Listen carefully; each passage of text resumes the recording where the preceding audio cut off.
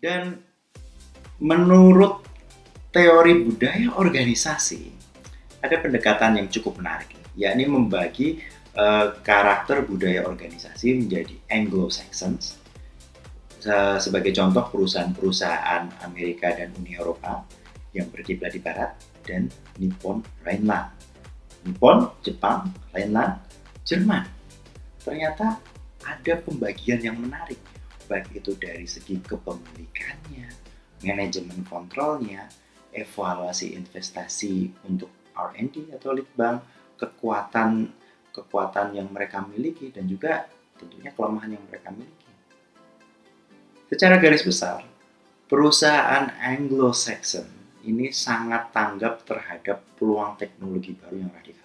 Ketika ada peluang untuk masuk dengan menggunakan teknologi baru, oke, kita ambil peluang itu. Untuk nantinya mengejar keuntungan. Sedangkan perusahaan Nippon Rhineland atau perusahaan Jepang dan Jerman, prioritasnya kepada research and development. Nanti dulu deh pembagian sahamnya, kita fokuskan pada riset. Tapi kembali, perusahaan Nippon Rhineland karena fokusnya pada riset daripada pembagian dividen, kelemahannya adalah lambat untuk urusan pilihan investasi dan juga adaptasi terhadap ataupun eksploitasi terhadap teknologi baru yang radikal juga jarang. Karena semuanya sudah by design. Di R&D lingkungannya sangat laboratory minded kan. Sedangkan di Anglo-Saxons pokoknya kita ambil peluangnya dan kita manfaatkan sumber daya yang ada. Tapi perusahaan Anglo-Saxon juga memiliki kelemahan. Orientasinya tadi jangka pendek, bagi dividen, kencangkan keuntungan, ya. Dan yang tidak dimiliki juga kemampuan untuk mengevaluasi aset yang intangible atau tidak berwujud, reputasi, ya, nama baik dan lain sebagainya. Itu seringkali di nomor 2. Nomor 1 tetap profit dan adaptasi teknologi yang baru. Rekan-rekan sekalian, terhadap faktor-faktor yang mampu mempertahankan keunggulan inovasi suatu organisasi, kita bisa lihat ada hal-hal yang sangat berpengaruh. Yang pertama adalah kerahasiaan. Confidentiality ini merupakan bentuk perlindungan yang sangat efektif dalam proses inovasi, karena orang lain tidak akan mampu menirunya. Kemudian ada juga faktor yang terkait akumulasi tacit knowledge. Ya, akumulasi tacit knowledge ini berlangsung lama dan sulit ditiru, terutama jika kita integrasikan di perusahaan atau di suatu region tertentu. Kemudian ada faktor lead time dan layanan purna jual. Sumber utama perlindungan inovasinya ini terhadap kegiatan peniruan gitu.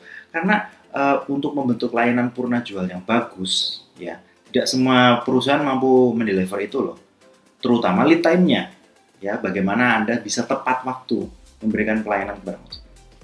Ada juga learning curve atau kurva pembelajaran untuk menghasilkan biaya yang lebih rendah dalam produksi dan juga akumulasi tacit knowledge yang besar.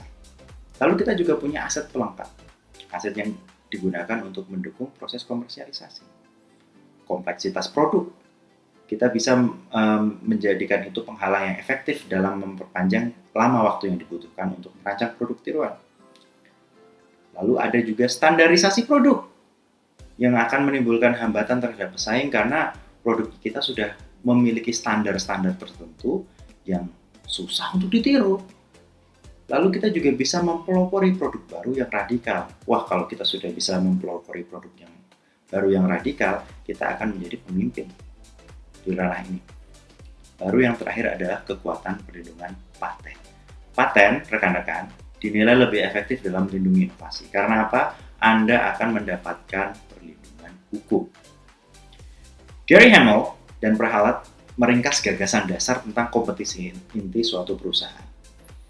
Pertama, keunggulan kompetitif yang berkelanjutan dari perusahaan tidak terletak pada produknya, tapi kemampuan manajemen untuk menggabungkan teknologi dan keterampilan produksi di seluruh perusahaan, ya, ke dalam kompetensi yang memberdayakan masing-masing bisnis untuk beradaptasi dengan cepat terhadap peluang-peluang yang sangat dinamis, sering berubah. Kompetensi ini dianggap lebih dari satu produk inti, tapi bisa juga berubah jadi lebih dari satu bisnis. Pentingnya kompetensi ini, ya, kompetensi inti ini, seperti komunikasi, keterlibatan, dan komitmen pada lintas fungsional organisasi, sangat dibutuhkan. Kompetensi inti ini membutuhkan fokus, ya. Struktur multidimensional konvensional pada organisasi sangat perlu memfasilitasi inovasi yang efisien pada produk pasar tertentu. Sehingga dapat disimpulkan, kompetensi inti atau core kompetensi dalam berusaha ini adalah bagian yang sangat penting dalam pengembangan inovasi di suatu perusahaan. Sehingga dapat kita simpulkan bahwa perusahaan sangat penting untuk belajar dari pesaing dan sumber-sumber eksternal inovasi, sehingga dapat mengembangkan kemampuan walaupun, membutuhkan investasi yang mahal. Perusahaan melakukan investasi dalam berbagai hal, baik itu yang berwujud maupun yang tidak berwujud. Perusahaan berupaya mendapatkan keunggulan kompetitif yang berkelanjutan dengan menggabungkan sumber daya dengan produk atau proses yang sulit ditiru oleh pesaing sehingga menciptakan nilai bagi perusahaan. Yang terakhir, kemampuan dinamis memungkinkan organisasi untuk beradaptasi, berinovasi, dan memperbaharui karena hal ini penting dalam kondisi ketidakpastian lingkungan bisnis yang sangat-sangat dinamis. Baik, kalau begitu saya ucapkan terima kasih. Saya akan akhiri sesi perkuliahan kita di modul 4 ini. Saya sangat menyarankan rekan-rekan untuk mengerjakan latihan soal yang ada di modul ini untuk memperdalam pengetahuan rekan-rekan mengenai materi yang diajarkan. Kita akan bertemu lagi di modul 5 untuk belajar lebih jauh mengenai sumber-sumber dan strategi inovasi. Terima kasih, sampai jumpa.